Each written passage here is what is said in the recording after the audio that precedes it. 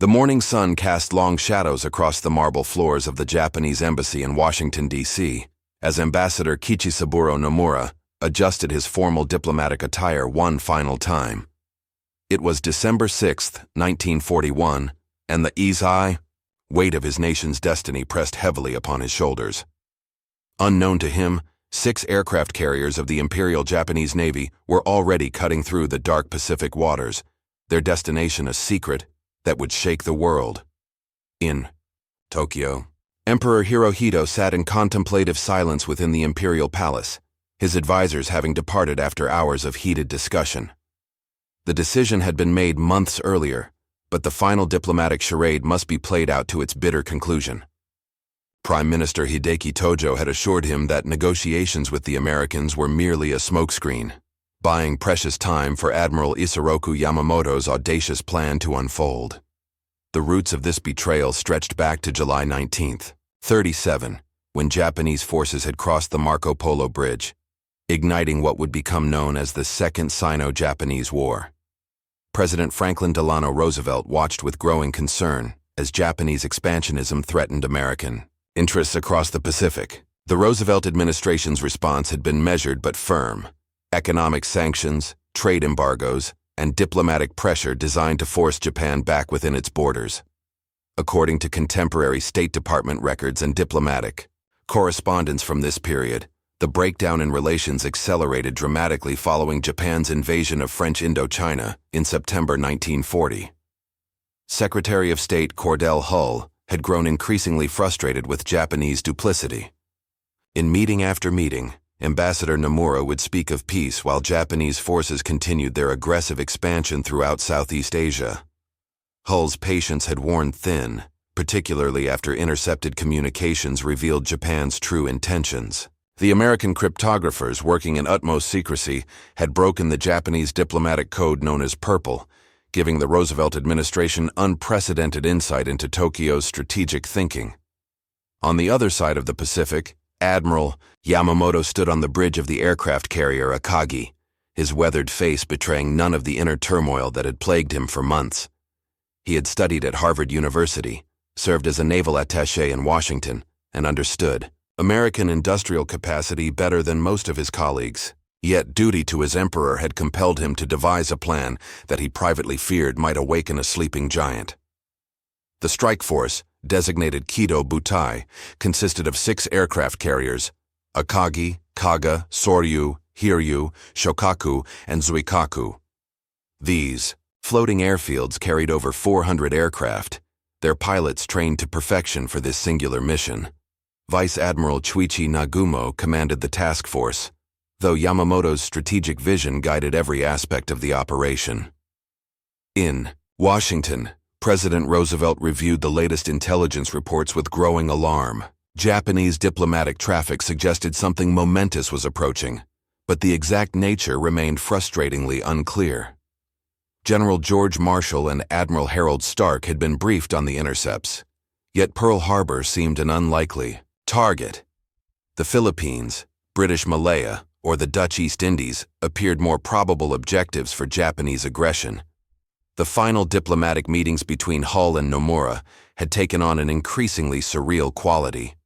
Both men understood they were participants in an elaborate theater, yet protocol demanded they continue the performance. Nomura, a career diplomat who genuinely desired peace, found himself delivering ultimatums crafted by militarists in Tokyo who had already committed to war.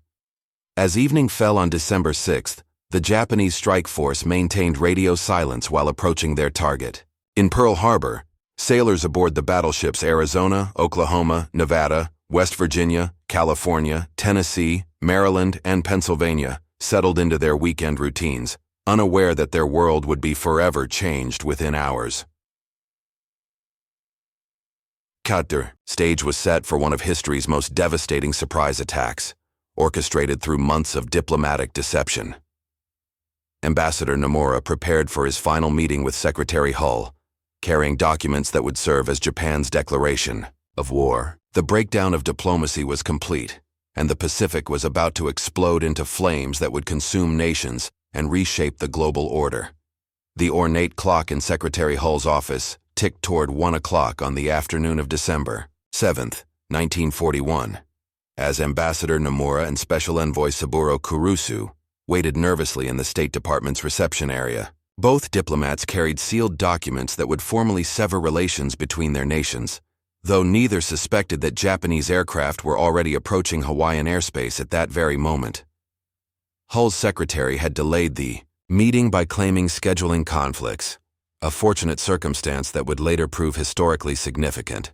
In reality, American cryptographers were working frantically to decode the final Japanese diplomatic message, designated the 14-part message, by intelligence analysts. Each decoded section revealed Tokyo's intention to break off negotiations, though the specific timing remained unclear. Admiral Yamamoto's meticulously planned deception was entering its final phase. The Japanese had maintained normal diplomatic channels right until the end, with Ambassador Nomura continuing to express hopes for peaceful resolution even as the Kido Butai task force maintained strict radio silence in the pre-dawn darkness. Approaching Oahu, the admiral had insisted that war must be declared before the attack commenced, adhering to international law and Bushido honor codes, but Tokyo's timing would prove catastrophically flawed. Lieutenant Commander Mitsuo Fuchida, leading the first wave of Japanese aircraft, checked his watch as the Hawaiian coastline appeared. Through the morning haze, at precisely 7:49 a.m. local time, he would transmit the code words, "Tora, Tora, Tora," signaling that complete tactical surprise had been achieved. Behind him, 183 aircraft, Kate torpedo bombers, Val dive bombers, and Zero fighters, prepared to transform the peaceful Sunday morning into a nightmare of fire and steel. Contemporary military records from the National Archives reveal that despite numerous intelligence indicators, American commanders at Pearl Harbor had not been adequately warned of the specific threat to their base. Rear Admiral Husband Kimmel, commander of the Pacific Fleet, had received various intelligence warnings about possible Japanese actions, but these had focused primarily on potential attacks against British and Dutch possessions in Southeast Asia. The possibility of a direct assault on Pearl Harbor seemed so remote that the base maintained minimal defensive posture despite rising tensions throughout the Pacific region.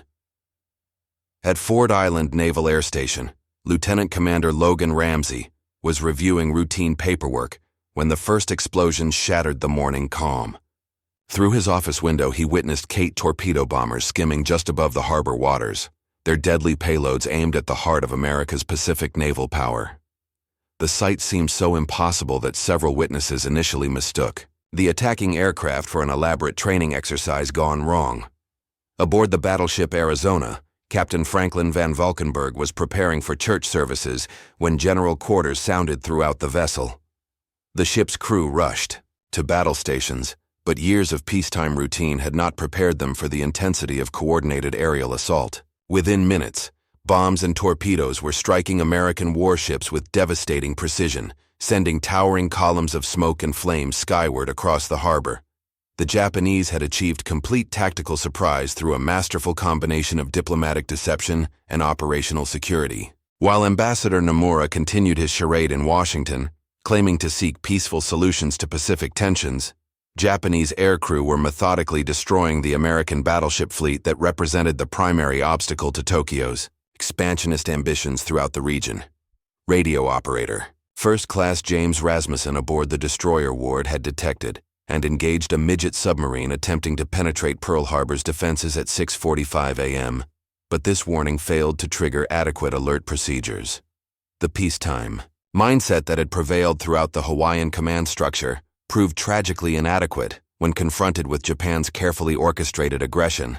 As the first wave of attackers completed their runs and turned back toward the waiting carrier fleet, a second wave of aircraft was already approaching the target area.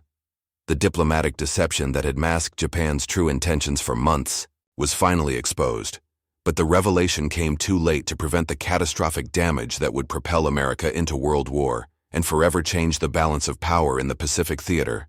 At 7:55 a.m. Hawaiian time, the first bombs crashed into the unsuspecting naval base as Petty Officer Edgar Beck aboard the repair ship. Vestal watched in stunned disbelief. Japanese Kate torpedo bombers swept across the harbor at masthead height, their pilots displaying extraordinary skill as they maneuvered between anti-aircraft fire that was only beginning to respond to the surprise assault. The peaceful Sunday morning dissolved into chaos as explosions echoed across the anchorage, where America's most powerful warships lay moored in neat rows. Commander Mitsuo Fuchida circled above the carnage, coordinating the attack while observing the devastating effectiveness of months of meticulous planning.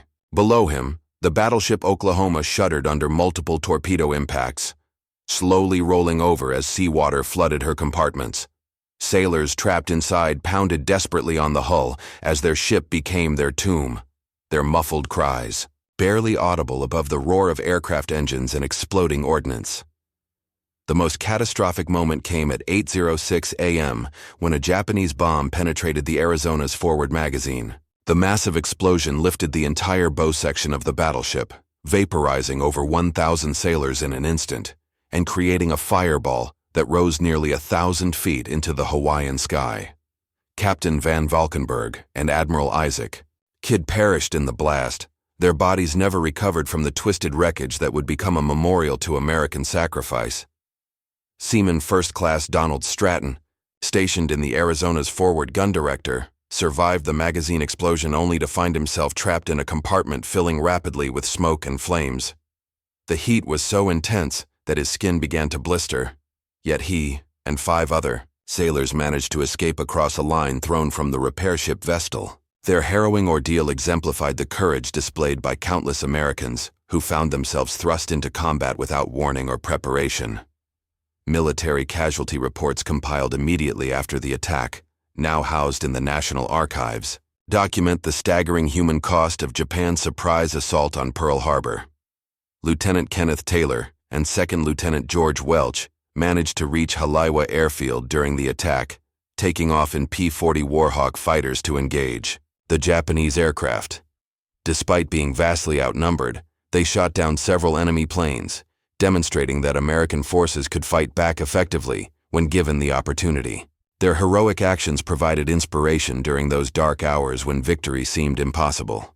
The destroyer Shaw exploded spectacularly when Japanese bombs detonated her forward magazine, creating one of the most photographed moments of the entire attack. The blast lifted the ship's bow completely off its cradle in the floating dry dock, while fragments of steel rained down across the harbor.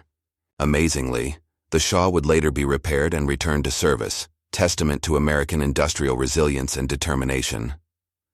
Admiral Kimmel watched the destruction from his headquarters, realizing that his career and reputation were being destroyed, along with his fleet. The intelligence failures that had left Pearl Harbor vulnerable to attack would haunt him for the remainder of his life, though subsequent investigations would reveal the complex web of miscommunication and misjudgment that had contributed to the disaster. By 9:45 a.m., the second wave of Japanese aircraft had completed their attacks and departed for the carrier task force waiting northwest of Oahu. They left behind a scene of unprecedented devastation. 18 American warships sunk or damaged, over 300 aircraft destroyed or disabled, and more than 3,500 casualties among military personnel and civilians. The carefully orchestrated diplomatic deception had achieved its tactical objectives, but at a cost that would prove strategically catastrophic for Japan. As smoke billowed across Pearl Harbor and rescue efforts began throughout the anchorage, President Roosevelt was receiving the first fragmentary reports of the attack in Washington. The date which will live in infamy had dawned, and America's reluctant entry into World War II was now inevitable. The breakdown of diplomacy had culminated in an act of aggression that would unite the American people behind a war effort of unprecedented scale and determination. President Roosevelt's voice trembled with controlled fury as he received the first detailed reports of Pearl Harbor's devastation in the White House Oval Office. Secretary of the Navy Frank Knox's preliminary assessment painted a picture of catastrophic losses that exceeded even the most pessimistic pre-war scenarios. The president's hands clenched the telephone receiver as he learned that the Arizona was gone, the Oklahoma capsized, and much of America's Pacific battleship fleet lay in ruins at the bottom of Pearl Harbor. In the immediate aftermath of the attack, rescue operations commenced throughout the harbor despite the ever-present threat of additional Japanese strikes. Chief Petty Officer John Finn, despite suffering numerous shrapnel wounds, continued manning a machine gun position at Kaneohe Bay Naval Air Station, firing at Japanese aircraft until the attack concluded. His extraordinary courage under fire would later earn him the Medal of Honor, the first awarded for actions during World War II.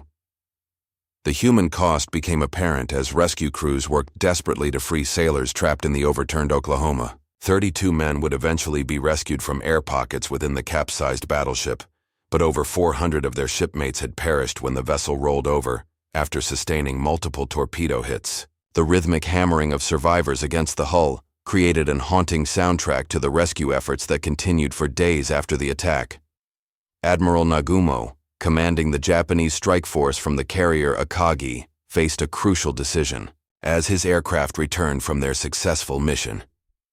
His staff officers urged him to launch a third wave targeting Pearl Harbor's fuel storage tanks, dry docks, and submarine facilities. The destruction of these strategic assets would have crippled American naval operations in the Pacific for years, but Nagumo chose caution over decisive action, ordering the task force to withdraw toward Japanese waters. Intelligence assessments, conducted by the Office of Naval Intelligence in the weeks following Pearl Harbor, as documented in declassified military archives, revealed the full scope of Japan's strategic planning and operational coordination. The diplomatic facade finally collapsed when Ambassador Nomura and Special Envoy Kurusu arrived at the State Department at 2:20 p.m., more than an hour after the attack had commenced. Secretary Hull received them coldly, having already learned of Pearl Harbor's devastation through military channels. When Nomura handed him Japan's formal declaration, Hull's response was scathing. "In all my conversations with you during the last 9 months, I have never uttered one word of untruth. This is borne out absolutely by the record. In all my 50 years of public service, I have never seen a document that was more crowded with infamous falsehoods and distortions." The immediate military response began forming even as rescue operations continued at Pearl Harbor. Lieutenant General Walter Short, commanding Hawaiian Department Ground Forces, declared martial law throughout the territory, while Admiral Kimmel's remaining naval units prepared to defend against possible invasion. The fear of Japanese landing forces created panic throughout the Hawaiian Islands, leading to tragic incidents of mistaken identity and friendly fire. President Roosevelt worked through the night of December 7th, crafting the speech that would formally request Congress to declare war against Japan. His advisors debated various approaches, but Roosevelt insisted on brevity and moral clarity. The phrase, "a date which will live in infamy," would become one of the most memorable expressions in American political history, crystallizing the nation's outrage and determination in 6 simple words. The strategic implications of Pearl Harbor's destruction extended far beyond the immediate tactical losses. Japan had eliminated America's forward-deployed battleship fleet, but the Pacific Fleet's aircraft carriers had been absent during the attack, preserving the naval aviation capability that would prove decisive in subsequent campaigns.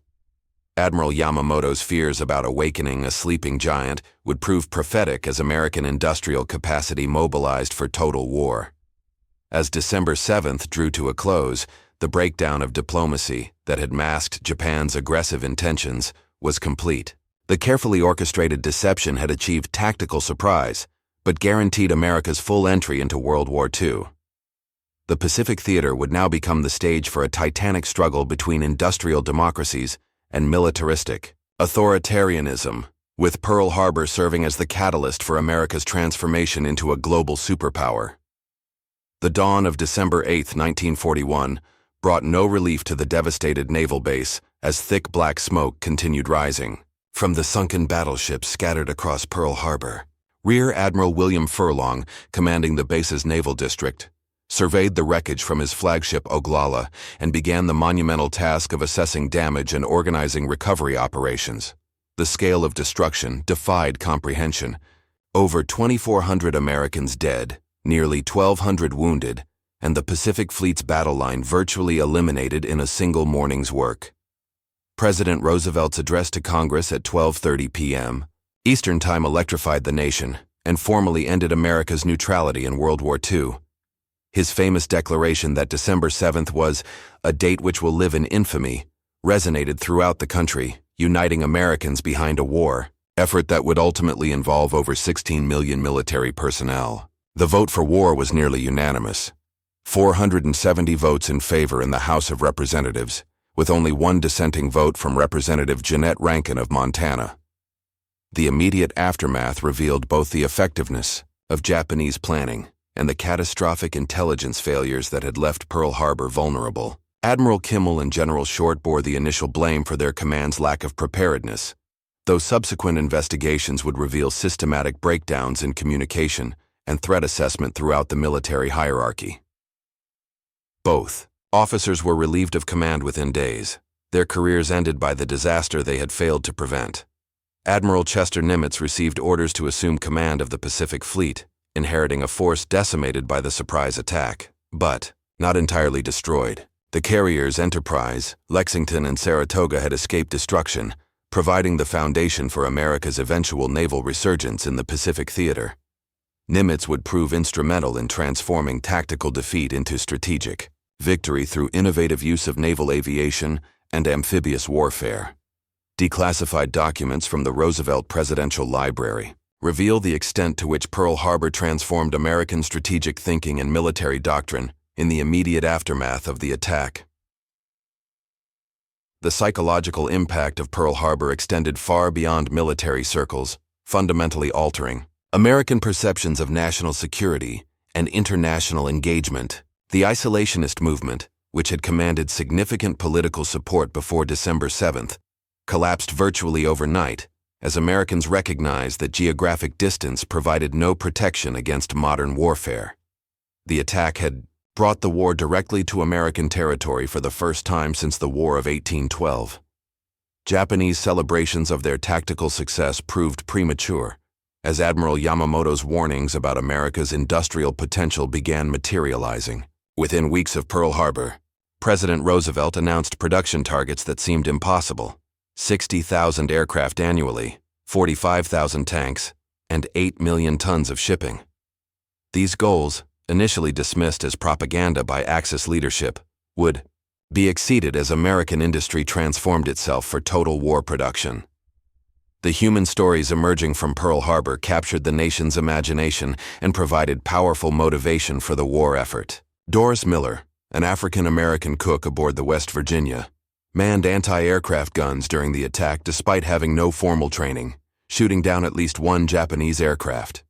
His heroism, initially overlooked due to racial prejudice, eventually earned him the Navy Cross and helped begin the long process of military integration. The strategic consequences of Pearl Harbor would reshape the entire Pacific War. Japan's failure to destroy Pearl Harbor's fuel storage facilities, repair shops, and submarine base allowed the American Pacific Fleet to recover far more quickly than Tokyo had anticipated. The oversight would prove costly as American submarines began systematic attacks on Japanese shipping within months of the Pearl Harbor attack. The diplomatic betrayal that had enabled the surprise attack also had profound consequences for Japanese-American relations throughout the war. The deliberate deception practiced by Ambassador Nomura and the Japanese government eliminated any possibility of negotiated settlement, ensuring that the Pacific conflict would continue until one side achieved complete victory. The breakdown of trust would influence American occupation policies in post-war Japan and shape regional security arrangements for decades. As 1941 drew to a close, America had awakened from isolationist slumber to find itself thrust into a global conflict of unprecedented scale and ferocity. The final reckoning of Pearl Harbor's impact extended far beyond the immediate military casualties and material losses, fundamentally reshaping America's role in global affairs and establishing precedents that would influence international relations for generations. Admiral Isoroku Yamamoto's private prediction that Japan had awakened a sleeping giant and filled him with a terrible resolve proved tragically accurate as American industrial capacity mobilized for total war against the Axis powers. The investigation into Pearl Harbor's intelligence failures consumed Congress and military leadership for years after the attack. The Roberts Commission, followed by additional congressional inquiries, revealed systematic breakdowns in communication, threat assessment, and command coordination that had left America's premier Pacific naval base vulnerable to surprise attack. These investigations led to fundamental reforms in military intelligence gathering and inter-service cooperation that would prevent similar disasters in future conflicts. President Roosevelt's transformation from reluctant participant to wartime leader accelerated American involvement in global affairs beyond anything previously imagined. The Lend-Lease program expanded dramatically. American forces deployed to every theater of operations, and the United States assumed leadership of the Allied coalition fighting fascist aggression worldwide. Pearl Harbor had provided the catalyst for America's emergence as a global superpower, though at a cost measured in hundreds of thousands of American lives. The technological innovations spurred by Pearl Harbor's lessons revolutionized modern warfare and established American military supremacy that would persist throughout the Cold War era. The development of radar systems, electronic warfare capabilities, and naval aviation doctrine emerged directly from analyzing Japanese tactical successes on December 7th.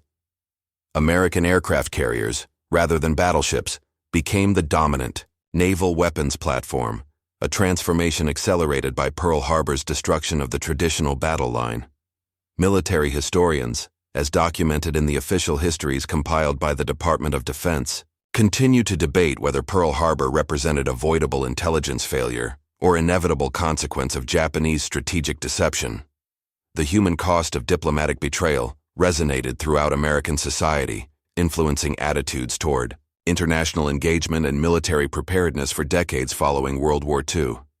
The Pearl Harbor Syndrome shaped American strategic thinking during the Cold War, creating persistent concerns about surprise attack and maintaining military readiness against potential adversaries. This mindset influenced defense spending, alliance structures, and military doctrine throughout the nuclear era.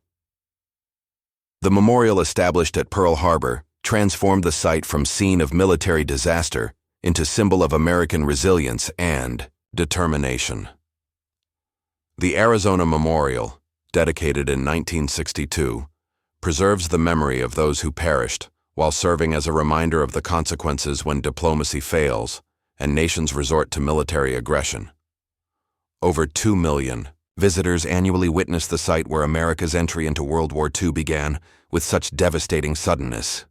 Admiral Yamamoto's assassination by American forces in April 1943 eliminated the strategic mind behind Pearl Harbor's planning, but his warnings about America's potential had already proven accurate. Japanese industrial capacity, impressive by regional standards, proved wholly inadequate when measured against American production capabilities mobilized for wartime effort. The tactical victory at Pearl Harbor had guaranteed Japan's eventual strategic defeat through total war against a superior industrial base. The diplomatic lessons of Pearl Harbor influenced American foreign policy throughout the post-war era, creating institutional safeguards against the kind of deception that had enabled Japan's surprise attack. The establishment of the Central Intelligence Agency, National Security Council, and expanded State Department intelligence capabilities reflected determination to prevent future intelligence failures of Pearl Harbor's magnitude. These institutions would play crucial roles in America's global leadership during the Cold War confrontation with Soviet communism. The breakdown of diplomacy that culminated in Pearl Harbor's devastation serves as enduring reminder of the consequences when nations abandon peaceful negotiation in favor of military aggression. Ambassador Nomura's genuine desire for peace had been subverted by Tokyo's militaristic leadership, demonstrating how diplomatic processes can be corrupted to serve aggressive purposes. The betrayal of December 7, 1941, forever changed America's approach to international relations and military preparedness. As the 75th anniversary of Pearl Harbor approached, the lessons of diplomatic betrayal and military surprise remained relevant to contemporary strategic challenges. The date, which will live in infamy, continues serving as powerful reminder that the price